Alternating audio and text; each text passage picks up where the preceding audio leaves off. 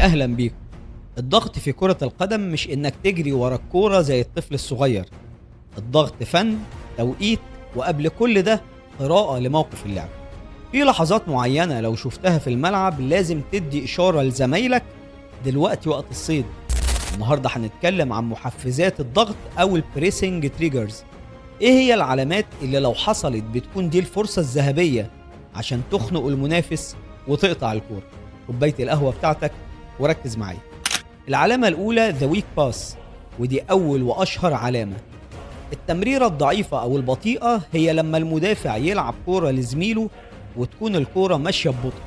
ده معناه إن اللاعب اللي هيستلم هياخد وقت أطول عشان يسيطر عليها، وهنا بنضغط بسرعة لأن المسافة اللي الكورة بتقطعها ببطء هي نفس المسافة اللي المهاجم بيقطعها بسرعة عشان يوصل للاعب قبل ما الكورة تستقر تحت رجله.